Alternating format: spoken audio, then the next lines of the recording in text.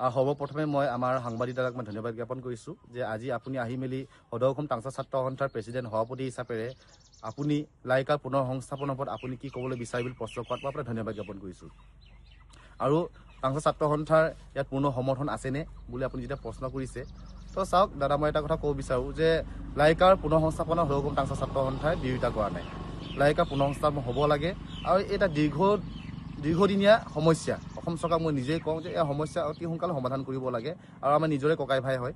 কিন্তু আমি এই লাইকাৰ পুনৰ সংস্থাপন যেতিয়া চৰকাৰে পাহাৰপুৰত কৰিব বিচাৰিছিলে, তেতিয়া আমি সদৌ অসম টাংচা ছাত্ৰ সন্থা, আমাৰ চিংফৌ ছাত্ৰ সন্থাক আদি কৰি আমি তিৰাপুৰত যিমানখিনি আমি ট্ৰাইবেল অৰ্গেনাইজেশ্যনবোৰ আছিলে তেতিয়া আমি বিৰোধিতা কৰিছিলোঁ। আমি এখেতসকলক ব্যক্তিগতভাৱে বিৰোধিতা কৰা নাই। আমি বিৰোধিতা কৰিছিলোঁ কাৰণ বৰ্তমান যুগত আমাৰ নিজৰ বিভিন্নসমূহ সমস্যা আছে, মাটি বাৰীৰ সমস্যা আছে। এনে ক্ষেত্ৰত আপোনালোকে ইয়াত পুনৰ সংস্থাপন নকৰি মেলি আমাৰ নিজৰে ককাই ভাইসকলক আপোনালোকে আন ঠাইত পুনৰ সংস্থাপন কৰক।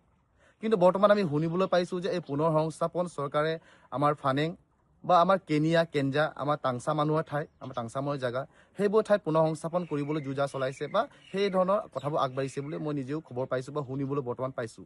কাৰণ এই বিষয়বস্তুসমূহ চাওক, এটা কথা কওঁ, মই যোৱাকালি নিজেই আমাৰ টাংচা নেশ্যনেল কাউঞ্চিল, সদৌ অসম টাংচা জাতীয় পৰিষদৰ সভাপতি ডাঙৰীয়া আৰু আমাৰ তিৰাপুৰ আমাৰ বিভিন্ন ধৰণৰ আমাৰ টাংচা লিডাৰবোৰ লগতে আৰু আমাৰ আমি সদৌ অসম টাংচা ছাত্ৰ সন্থাই যোৱাকালি আমি নিজে আলোচনা কৰিছিলোঁ যে ইয়াত আমি এই বিষয়বস্তুসমূহত আমি যে যদি কোনোবাই সেই বিষয়বস্তু যদি এই ভিতৰি যদি আগবঢ়াই লৈ গৈছে বা কাম কৰি যোজা চলাইছে, তেতিয়াহ'লে এই বিষয়ে আমি অৱগত নহয়। বা আপুনি কোৱাৰ দৰে যে যদি কোনোবাই এই বিষয়বোৰ কাম কাজ আগবঢ়াই যদি কিবা কমিটি গঠন কৰিছে, তাত সদৌ অসম টাংচা ছাত্ৰ সন্থাৰ কোনো তাত চহী নাই। আৰু টাংচা ছাত্ৰ সন্থাৰ মই ভাবোঁ যে তাত কোনো আপোনাৰ আমাৰ চহী বা আমাৰ যিমানখিনি মই যোৱাকালি আলোচনা কৰিছোঁ, টাংচা জাতীয় পৰিষদৰো তাত কোনো তেনেকুৱা চহী বা সমৰ্থন মই দেখা পোৱা নাই বা তেনেকুৱা আমাৰ আলোচনাত তেনেকুৱা আমি গম পোৱা নাই।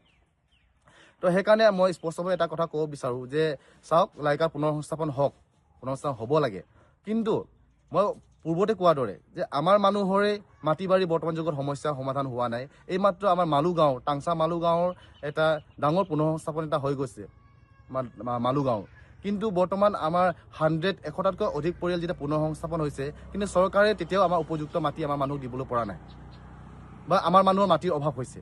আৰু বৰ্তমান যুগত সেই মালুগাঁও মানুহৰ খেতি বাতি ক'ত কৰিব, এতিয়ালৈকে আমাৰ মানুহে সেই খেতি বাতি কৰাৰ ঠাইসমূহ আমাৰ মানুহে বিচাৰি পোৱা নাই। ঠিক তেনেকুৱা আমাৰ লাংচিং বস্তিয়ে হওক, আমাৰ বিভিন্ন টাংচা গাঁওসমূহ আমাৰ মানুহবোৰে আজিলৈকে নিজৰে মাটি বাৰী যথেষ্ট, আমাৰ মানুহবোৰৰ জনসংখ্যা বৃদ্ধি হৈছে, আমাৰ মানুহৰে মাটি বাৰীৰ সমস্যা যেতিয়া সমাধান হোৱা নাই, আমাৰ মানুহৰ যেতিয়া মাটি বাৰী নাই, এনে ক্ষেত্ৰতে আকৌ সেই ঠাইসমূহত যদি আমাৰ নিজৰে ককাই ভাইক যদি পুনৰ সংস্থাপন কৰে, তেতিয়াহ'লে আমাৰ মানুহবোৰ যাব ক'ত?